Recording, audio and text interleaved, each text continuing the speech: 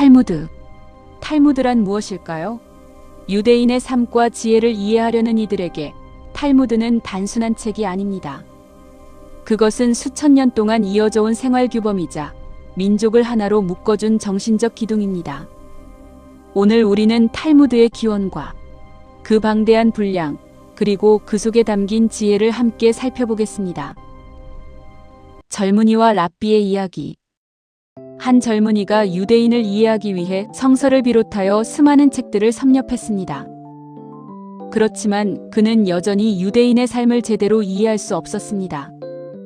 결국 그는 유대인의 학자이자 재판관인 존경받는 스승인 랍비를 찾아갔습니다. 그러자 랍비가 그 젊은이에게 물었습니다. 굴뚝을 청소한 두 아이가 일을 마치고 내려왔는데 한 아이는 얼굴이 깨끗했고 다른 한 아이는 얼굴이 더러웠다. 누가 얼굴을 씻겠는가? 여러분이라면 어떻게 대답하시겠습니까? 젊은이는 당연히 더러운 아이가 씻을 것이라 답했지만 랍비는 고개를 저었습니다. 랍비의 설명은 이랬습니다. 깨끗한 아이는 더러운 아이를 보고 자신의 얼굴도 더러울 것이라고 생각해서 씻겠지만 더러운 아이는 깨끗한 아이를 보고 자신도 깨끗할 것이라고 착각해 씻지 않는다. 그러나 마지막에 랍비는 이렇게 덧붙였습니다. 사실 두 아이가 같은 굴뚝을 청소했다면 둘 다 얼굴이 더러워졌을 것이니 결국 둘 다 씻는 것이 맞다. 이 짧은 이야기 속에 탈무드의 핵심이 담겨 있습니다. 탈무드는 단순한 정답을 찾는 책이 아니라 끝없는 질문과 사고의 확장을 요구하는 책입니다. 탈무드 토론의 대부분이 질문하고 반론하고 다시 재질문하는 구조입니다. 동양 철학의 공자도 질문과 토론을 매우 중요하게 여겼습니다. 하기불사 즉 망하고 싸이브락 즉 텐이라.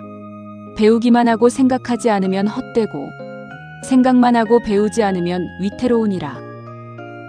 탈무드나 공자 모두 다 사유하는 학습을 강조했습니다. 탈무드에는 이런 이야기도 있습니다. 어느 날 한 이방인이 랍비 힐렐에게 찾아와 말했습니다. 내가 한 발로 서 있는 동안 탈무드 전체를 설명해 줄 수 있습니까? 그러자 랍비 힐렐은 이렇게 대답했습니다. 네가 하기 싫어하는 일을 다른 사람에게 시키지 마라. 이것이 탈무드의 핵심이다. 나머지는 모두 그 설명일 뿐이다. 탈무드는 결국 인간과 인간 사이의 관계를 깊이 탐구하는 지혜라고 할 수 있습니다. 탈무드의 방대한 분량. 탈무드는 결코 얇은 책이 아닙니다. 실제로 탈무드는 현대 번역본으로도 20권 이상으로 출판될 정도로 수천 페이지에 달하는 방대한 문헌입니다. 어느 대학 교수가 도서관에 와서 탈무드를 빌리려고 하자 트럭을 가져오라는 답을 들었다는 일화가 있을 정도입니다. 이 방대한 분량은 단순히 종교적 기록이 아니라 문학, 법률, 역사, 철학, 생활의 지혜가 총망라된 거대한 지식의 보고입니다. 탈무드를 읽는다는 것은 단순히 책을 읽는 것이 아니라 인류의 지혜와 대화에 참여하는 것과 같습니다. 여러분 상상해 보십시오. 책장을 펼칠 때마다 새로운 바다를 항해하는 듯한 느낌을. 그것이 바로 탈무드입니다. 기원과 편찬. 탈무드는 기원전 500년경부터 구전으로 전해지던 전승들을 바탕으로 서기 200년경 미시나가 정리되었고 미시나가 편찬된 뒤 그에 대한 토론인 게마라가 수백 년 동안 축적되어 마침내 탈무드가 완성되었습니다.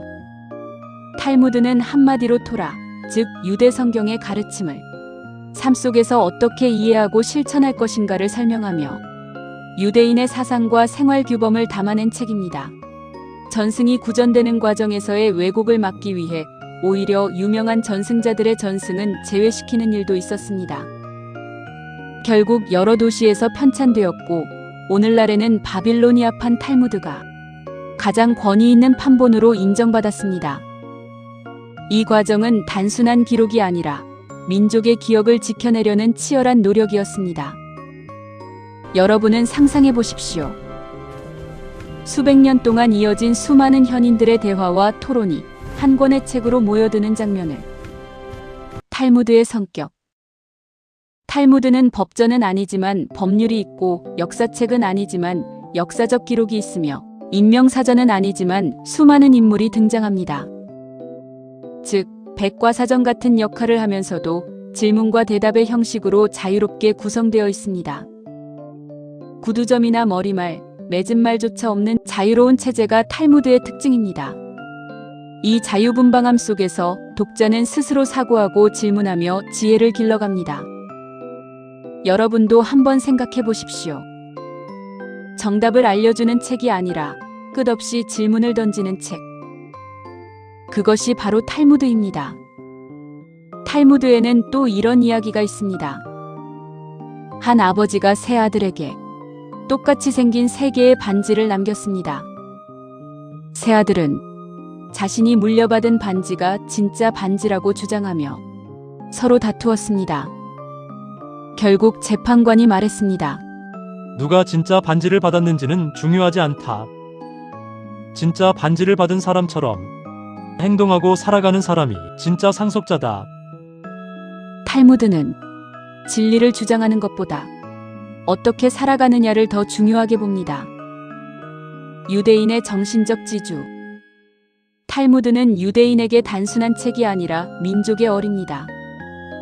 2000년 동안 세계 각지에 흩어져 순환을 겪을 때도 탈무드는 유대인을 하나로 묶어준 정신적 지주였습니다. 유대인은 탈무드를 통해 생활 규범을 찾고 사고력을 기르고 삶의 의미를 되새겼습니다. 탈무드는 유대인을 유대인답게 만들었고, 동시에 유대인이 탈무드를 지켜온 것 못지않게 탈무드가 유대인을 지켜왔다고 할 수 있습니다. 여러분은 상상해 보십시오. 순환 속에서도 꺼지지 않는 불빛, 그것이 바로 탈무드였습니다. 탈무드의 의미. 탈무드라는 말은 위대한 연구, 고전 연구를 뜻합니다. 유대인들은 탈무드를 끝없는 바다에 비유합니다. 그 속에는 모든 것이 담겨 있고 무엇이 있는지조차 알 수 없을 만큼 깊고 넓습니다. 그렇다고 겁먹을 필요는 없습니다. 탈무드는 꾸준히 한 걸음씩 오르는 사다리와 같아서 노력하는 자에게 반드시 열매를 줍니다. 탈무드를 읽는다는 것은 세계적인 명사들이 수백 년 동안 토론한 내용을 듣는 것과 같다고 할 수 있습니다. 여러분은 상상해 보십시오. 수많은 지혜로운 목소리가 한 권의 책 속에서 울려 퍼지는 장면을. 탈무드에는 가르침에 대한 다음과 같은 이야기도 있습니다. 어느 날 한 학생이 스승에게 물었습니다. 스승님, 저는 왜 이렇게 모르는 것이 많습니까? 랍비는 대답했습니다. 질문하는 사람은 이미 지혜의 문 앞에 서 있는 것과 같다. 탈무드는 답을 외우는 교육보다 질문하는 사고를 더 중요하게 여깁니다. 교훈적 이야기. 탈무드에는 이런 이야기도 나옵니다. 두 사람이 배고픈 채 방에 들어갔는데 천장에 과일 바구니가 매달려 있었습니다. 한 사람은 너무 높아 먹을 수 없다고 말했지만 다른 한 사람은 누군가 걸어놓았다면 나도 올라가서 가지고 내려올 수 있을 것이다. 라고 말하며 사다리를 가져와 과일을 꺼내 먹었습니다. 이 이야기는 탈무드가 아무리 방대하고 어려워 보여도 꾸준히 노력하면 누구나 자신의 것으로 만들 수 있다는 교훈을 줍니다.